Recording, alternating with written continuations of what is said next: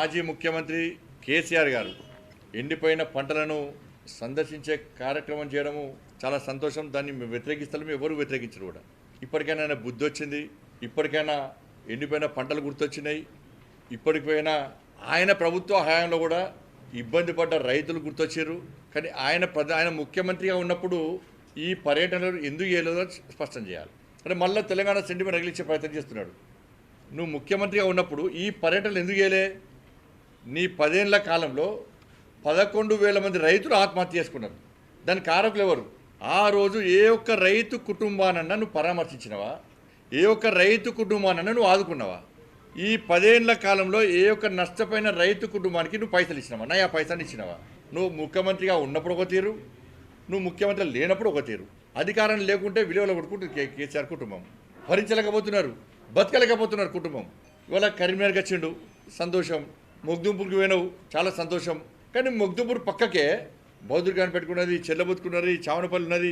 ఆ ప్రాంత అనేక గ్రామాలు ఉన్నాయి. ఈ గ్రామానికి అనేక గ్రామాలు ఉన్నాయి. ఇటు వీణవంక ఉన్నది, హుజాబాద్ ప్రాంతాలు ఉన్నాయి, జమ్మిగూడ, చాలా మండలాలు కూడా రైతులు నష్టపోయారు. అటు ఎందుకు పోలే? అటు పోకపోవడం కారణం ఏంది? సరే బిజీని అవ్వచ్చు, కనీసం ఆడ పంటలు నష్టపోయిన విషయాన్ని ఎందుకు గుర్తించలేకపోయినావు? పోయినసారి ఇదే నెలలో వడగళ్ల వానల వల్ల ఇదే చొప్పదండి నియోజకవర్గంలోని రామడుగు మండలం లక్ష్మీపూర్ గ్రామానికి నువ్వు వచ్చినావా లేదా? హెలికాప్టర్ వేసుకొని వచ్చి చిట్కలు వేసుకుంటా నేను హైదరాబాద్ పోయేసరికి 10,000 రూపాయలు మీ అకౌంట్లో ఎకరానికి వేస్తాను. ఎందుకు వేయలేదో నేను ఎందుకు స్పష్టం చేయలే? సిరిసిల్లలో నీ కొడుకు ప్రాతినిధ్యం వహించినటువంటి సిరిసిల్లలో వడ్ల కుప్పల మీద రైతులు ఆత్మహత్య చేసుకున్నారు, గుండెబలు చచ్చిపోయారు, వడ్డను మొత్తం దగ్ధం చేసుకున్నారు, పంట నష్టపోయింది ఆడ. వాటి గురించి ఇలా 10,000 రూపాయలు ఎకరానికి ఇస్తాను, ఎందుకు వెళ్ళకపోయినావు? నీ ప్రభుత్వ హయాంలోనే రైతులకు బేడి లేచింది వాస్తవం కాదా?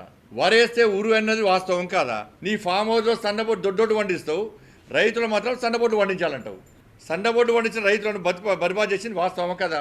ఫసల్ బీమా కాదంటవి. మరి సమగ్ర పంటల బీమా పథకాన్ని తీసుకొస్తాను, ఎందుకు తీసుకురాలే? నువ్వు కేంద్ర ప్రభుత్వం సాయం చేస్తే చేయనియవా? నువ్వు చేయవా? 1,00,000 రూపాయలు రుణమాఫీ చేస్తాను, ఎందుకు చేయలేకపోయినావు?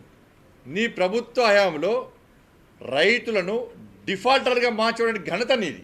సేమ్ అదే పంతాను కాంగ్రెస్ పార్టీ కొనసాగిస్తున్నది. నీళ్ళు ఇచ్చినామంటే వాళ్ళ ఇదే కేసీఆర్ గారి హయాంలో అంతకుముందు 18 లక్షల బోర్ బావులు ఉండే. 18 లక్షల బోర్ బావులు ఉంటే ఇలా కేసీఆర్ ప్రభుత్వంలో ఆ బోర్ బావుల సంఖ్య ఎంత అంటే 28 లక్షల బోర్ బావులు. నీ ప్రభుత్వం ఇచ్చిన నివేదికనే. చాలా ప్రాంతాల్లో పైసల కోసం చెక్ డ్యామ్ నిర్మించారు, బిల్లులు కొట్టిరు, పొట్టుకొట్టి బిల్లు చంపారు, కొట్టుకపోయినాయి. క్వాలిటీ లేకుండా కట్టడం మొత్తం కొట్టుకపోయినాయి. ఇప్పుడు పిల్లలు తేనాయి, గోడలు తేనాయి. ఇప్పటికీ అన్ని నీ పార్టీ నాయకులే, కాంట్రాక్టర్, సబ్ కాంట్రాక్టర్లే. కాంట్రాక్టర్ల అవతారం ఇచ్చిందే మీ పార్టీ నాయకులు. కాబట్టి కేసీఆర్ వల్లనే ఈ తెలంగాణ రాష్ట్రంలో రైతాంగం మొత్తం సర్వనాశనం అయిపోయింది. 270 కోట్ల రూపాయలు బతుకమ్మ చీరల పేరుతో ఆర్డర్ తీసుకొని నీ ప్రభుత్వ హయాంలోనే 270 కోట్లు బకాయి ఉన్నది ఎవరు? నువ్వే. ఇలా విద్యుత్ సబ్సిడీ అది ఇవ్వలేదు, అది మొత్తం ఆపేసినావు.